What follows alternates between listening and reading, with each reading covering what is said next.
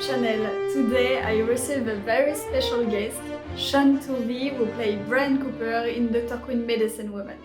Thank you, Shawn, to accept my invitation. Yeah, thank you for asking me. I'm happy to be here. My pleasure. To start, can you present yourself and your character in Dr. Quinn in few words? Yeah, absolutely. As you said, I played Brian Cooper, the youngest of the three Cooper siblings there, Matthew, Colleen, and myself. In the pilot, our ma died from a rattlesnake bite, and Dr. Quinn, who had made friends with Charlotte Cooper, ended up adopting Cooper kids for the rest of the series. Okay, thank you. You share a lot of photos from the set on your social media, which you didn't do before. Why did you starting to sharing photos from the set? A few years ago, I had somebody reach out to me, and they pointed out that the show still has a very large fan base and a large following worldwide, and with the show being on various streaming platforms and Amazon Prime and everything like that, we were getting new fans still, like yourself. Had a public Facebook page for a few years. My wife actually started it a few years ago, but I hadn't really done a whole lot with it other than posting our Zoom call in 2020 when we read that script, the piece of that script there. That person reaching out to me, I joined Instagram, and I kind of revived that Facebook page and started sharing photos from the set, kind of some behind the scenes photos. And I saw that the love for the show is still out there. And it's really been amazing to see how many fans of Dr. Quinn are still out there, and some of them have been with us since the beginning in 1993, and then some of them have just found us within the last couple of years or so, which is really pretty amazing. And obviously, we've heard rumors of the revival. I don't know anything more than anybody else, but I do think that would be great. I know a lot of people, including me, would love for that to happen. So we just need to show the networks that there is still the love for the show out there. And so that's kind of part of the reason that I've gotten on social media more. Okay, so if there were a sequel, you think you participate? Or Yeah, not? yeah, I would absolutely love to. Yep. Okay, very interesting. Okay, next question. What do you think about Brian evolution from season 1 to the end of the series? Yeah. I think I really appreciated what the writers and the producers did with Brian. And I appreciated that they did let me provide some input for some ideas for Brian, as we moved through the series there.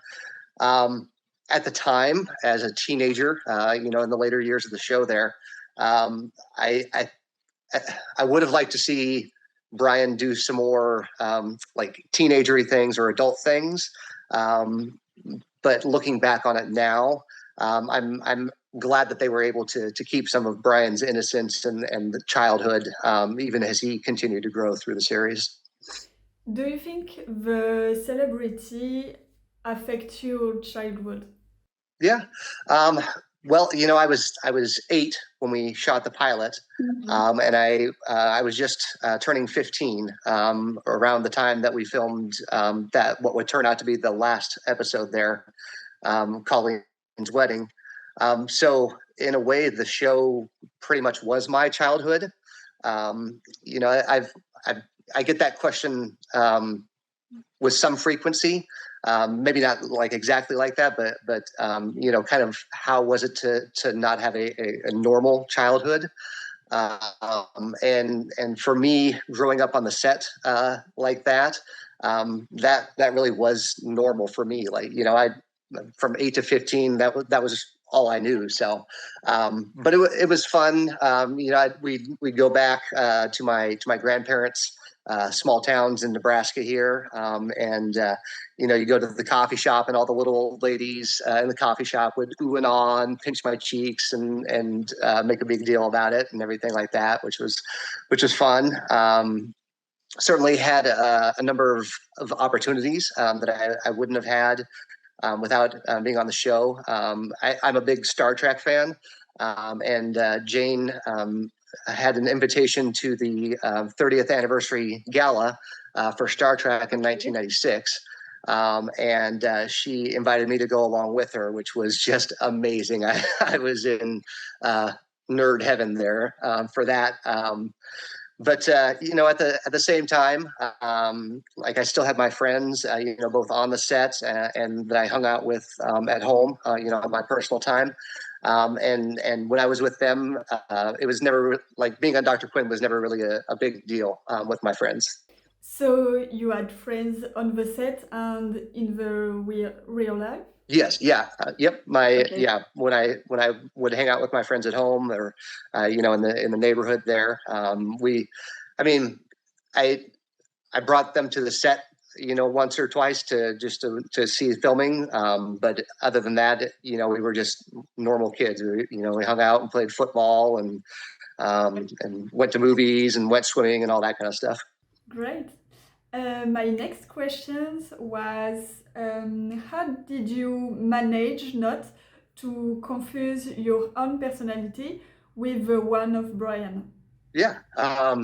No, I think that's a great question. I don't know that I would say that I ever got confused, personalities confused. It was more that there were times when Brian and I were just like the same person.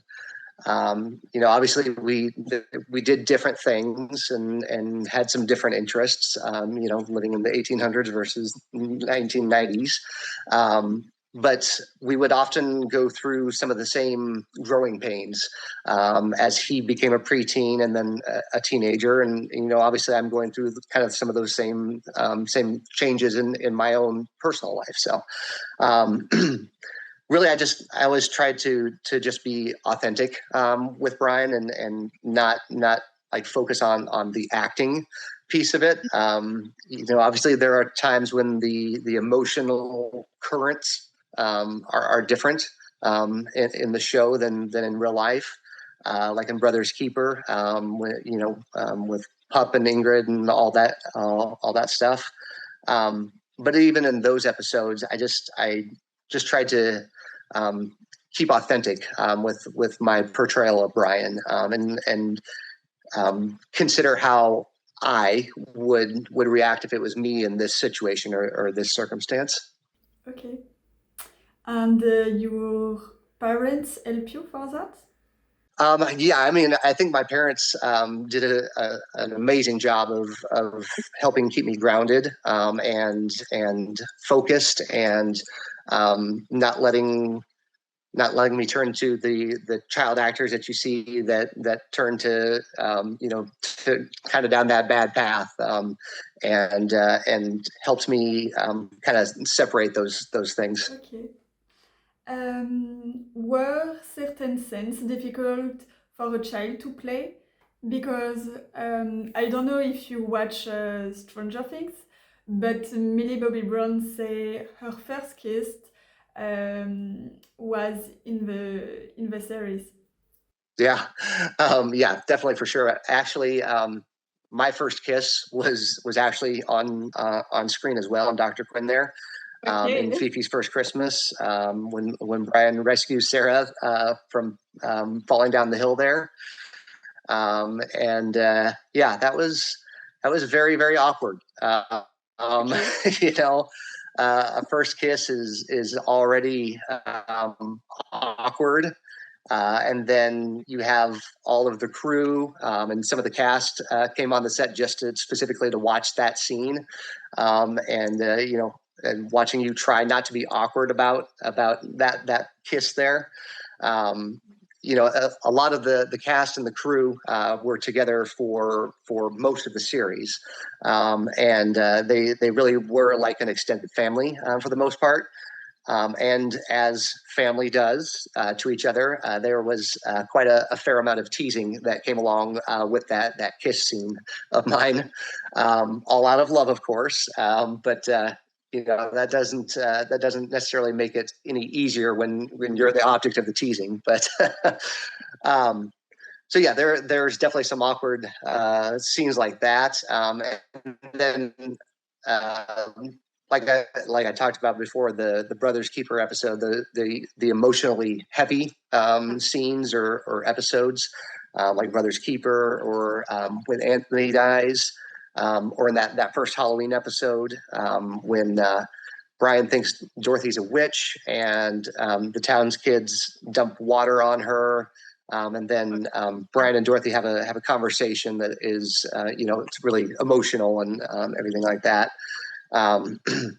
Working through some of those emotions on screen as a child, I mean, as an adult too, but especially as a child, it can be very, very hard, very taxing. And when it's those real heavy emotions like that, it's exhausting to kind of try to bring that same emotional range to multiple takes from multiple different angles, just kind of doing it over and over again. It's very interesting to have these details from the set. Do you want to share with us any stories from the set you have never talked about? Ooh, gosh. It was a very long time, but maybe a little thing, a little story. I don't know that there's any stories that I have never shared. So obviously Orson Bean, who played Lauren Bray, and myself, we had a great relationship, and he was a great man. So much fun to be around, and very just an amazing actor, an amazing career. But he would teach me old vaudeville routines that were probably less than appropriate for a young child to be doing. Yeah, I mean, there's so many stories, and it was such a fun set to be on. Joe is such a big kid himself, Sully, and and Jane is amazing. She's just an amazing person to be around, and the Chad and Erica and myself were so close. We're siblings from the first moment that we walked into the audition. It just worked. I just thinking about a question. It was difficult when Erica left the show. Yeah.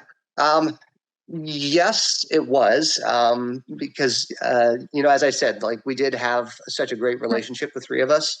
So yeah, it was difficult to have her leave the show. But Jessica did a fantastic job in taking over that role. We all grew close together again. Yeah, Jessica is another great person. She really did a fantastic job with that role. It's a very tough situation to be in. To try to step into a role like that. So. Okay, I see.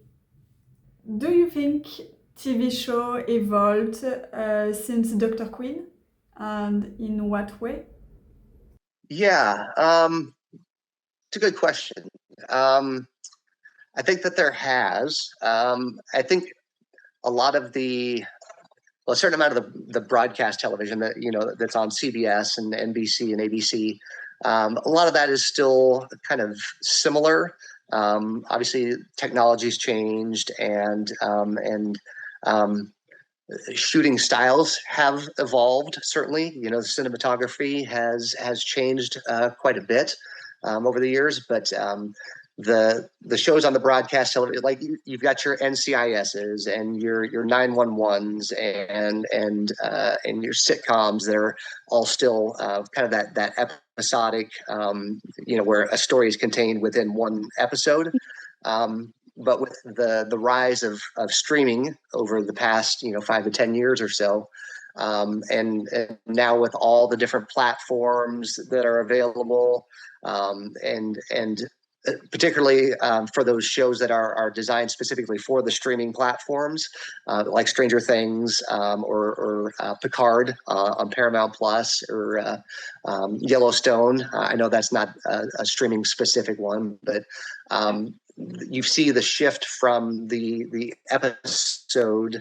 episodic stories to more of a long range storytelling, where they tell the story over the entire season, where as opposed to a story being contained within 1 or 2 episodes.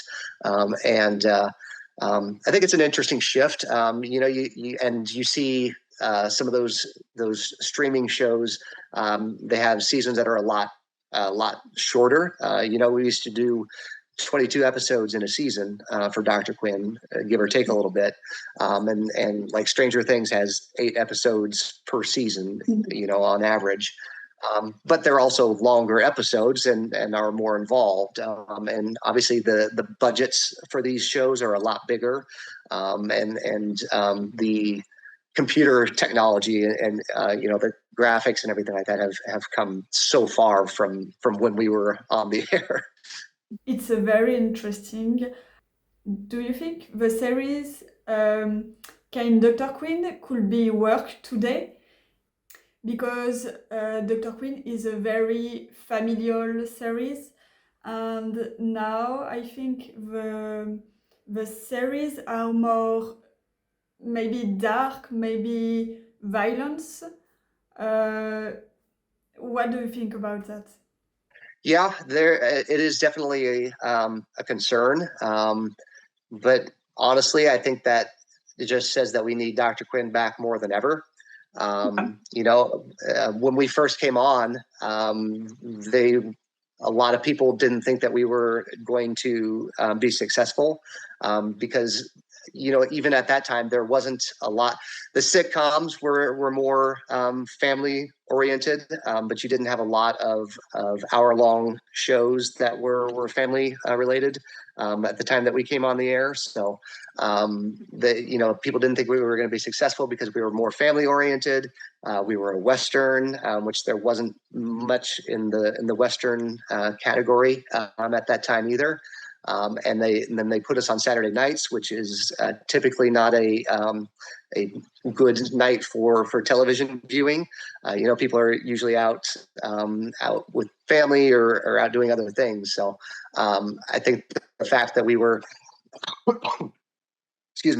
successful in that situation, and kind of given the state of entertainment now, I think we could do exactly the same thing that we did in the 90s and really kind of bring back a revival of that family-oriented television show.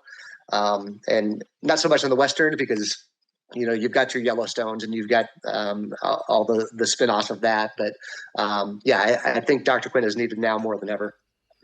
I agree. Does the current state of the world worry you? We see that the subjects addressed in Dr. Quinn are more relevant than ever. Women's rights, immigration issue, violence, racism, and other. Yeah, I definitely think that there are some concerning things happening around us in the world right now. And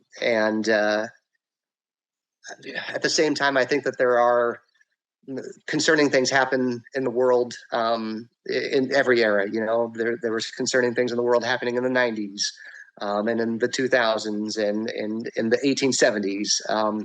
So I think open dialogue is key, from all sides of the issues, and I think Dr. Quinn has a place in the world right now, to be able to talk about those issues and to really kind of bring them into the home and be able to have a conversation about them, and be able to spark that conversation with your kids and to be able to have a dialogue around the family dinner table. Yeah, I agree, and I think the Dr. Quinn subjects are very important today, as you say.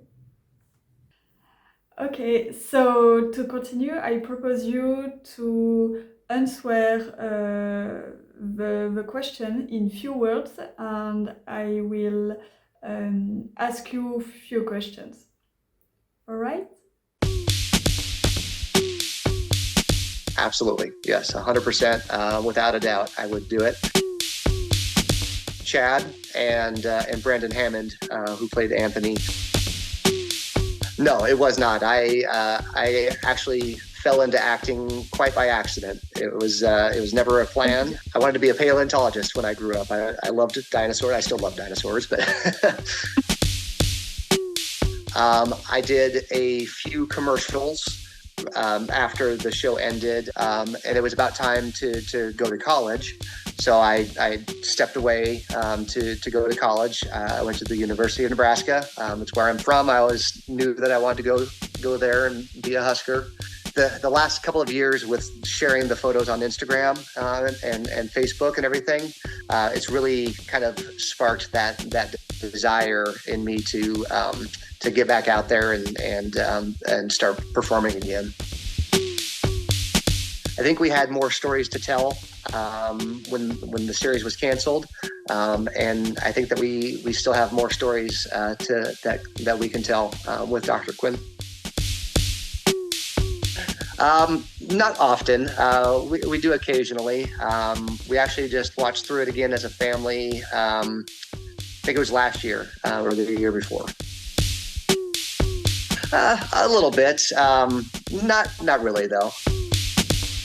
The baseball episode was a favorite of mine at the time when we were shooting it. I think the circus one is another great one. There's so many great ones. It's hard to choose a single favorite. No, not at all. Great for me. Personally, I preferred the first one when we were filming it. Because Brian had more action, but I think the second movie kind of fit the tone of the series better. I have not yet, but I do hope to go someday. Yeah. You have many fans in France and also in Belgium. I didn't know about Belgium. I did know about France, and Italy, I think, is another country that we're very popular in. But yeah, I would love to come visit sometime.